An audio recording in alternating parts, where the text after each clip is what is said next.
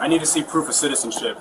I'm sitting here eating breakfast. I'm not doing anything wrong. If you're a citizen, show me the proof. I don't have to show you anything. I know my rights. You don't have any rights unless you prove you belong here. Stand up. You're coming with us. Don't just drag me out of here. Step out of the booth. Hands behind your back. This is harassment.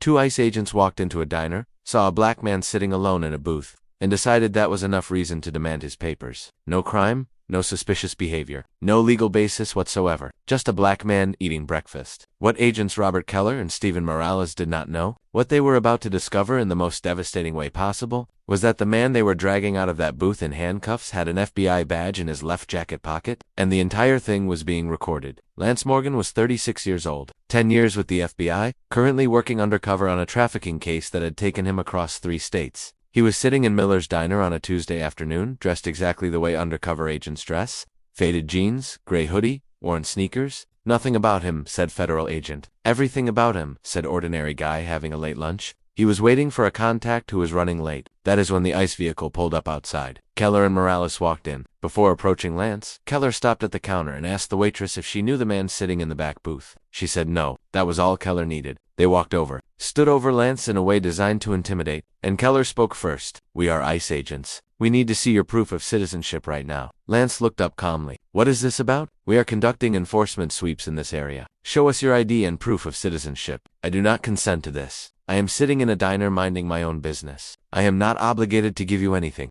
Keller's voice went harder. Do you know who we are? We are ICE. Show us your papers before this escalates. Lance did not flinch. I know my rights, and I am telling you, I do not consent. Morales leaned in. You will not have any rights if you are not a citizen. You better comply, or you are ending up in cuffs. Lance looked at both of them, and his voice carried something beneath the calm. You do not have the legal authority to stop or question individuals based solely on racial profiling. You are part of the problem America is facing right now, abusing and overreaching your authority. That was when Morales snapped. He reached across the table, grabbed Lance by the arm, yanked him out of the booth hard enough that Lance's shoulder hit the table edge, spun him around, and snapped handcuffs onto his wrists with rough, aggressive force that left red marks almost immediately. You think you know the law? You are coming with us downtown. Lance did not resist. He stayed completely calm, and then he said something that stopped both agents cold. For your own good, check my left pocket. Since you want to see ID so badly, Morales, still angry, still not thinking clearly, reached into the pocket. His hand closed around something solid and metallic. He pulled it out and stared at it. An FBI badge. Have you ever seen two people realize in real time that they have just destroyed their own careers? Type yes or no below.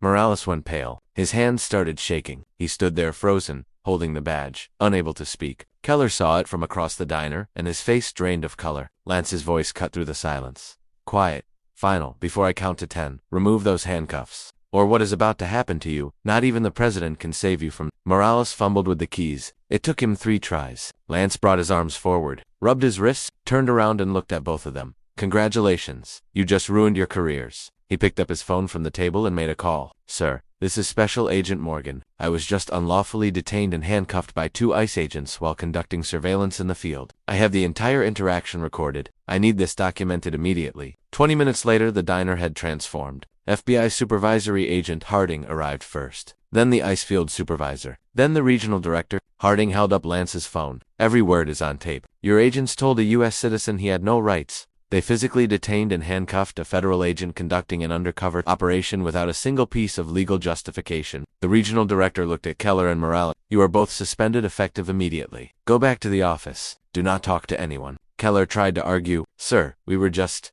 Leave. Now. The door closed behind them. The investigation that followed did not just end 2 careers. It blew open a pattern that had been ignored for years. Keller had 7 prior complaints in his file, all 7 from Black or Latino individuals, all 7 dismissed with verbal warnings. Morales had 4, same pattern, The unit they worked in had conducted enforcement sweeps over 2 years, where 87% of people stopped were Black or Latino. Only 14% of those stops resulted in any actual enforcement action. The rest were people who had done nothing wrong, stopped because of how they looked. The agency had documented all of it, and done nothing. Lance held a press conference 1 week after the incident. I am an FBI agent. I have 10 years of service, and I was racially profiled, unlawfully detained, and handcuffed for sitting in a diner. He paused. I had a badge in my pocket the entire time, but I should not have needed it. My rights as a U.S. citizen should have been enough. He looked directly into the cameras. If this can happen to an FBI agent, imagine what happens every day to people who do not have a badge to pull out. Imagine how many people have been stopped, questioned, handcuffed,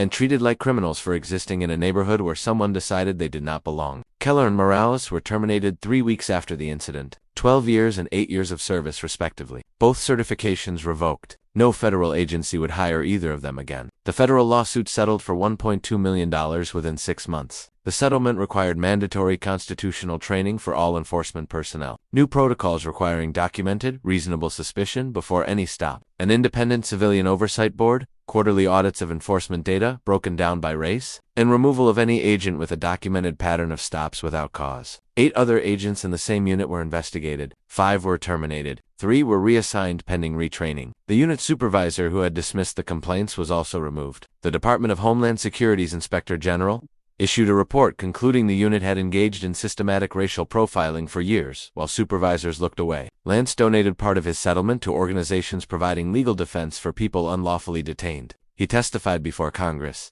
He kept working. Keller works in warehouse logistics now. Morales works in retail. Their names are still the first result when you search for examples of immigration enforcement abuse. The recording of them detaining an FBI agent is still played in federal training programs across the country. The lesson from this story is brutal, and it is simple. Sitting in a diner while black is not reasonable suspicion. A badge does not place you above the Constitution. And agencies that ignore complaint after complaint after complaint will eventually face a reckoning that costs millions and destroys careers. Lance Morgan did not need to be an FBI agent for his rights to matter. He needed to be a human being. That should have been enough from the beginning.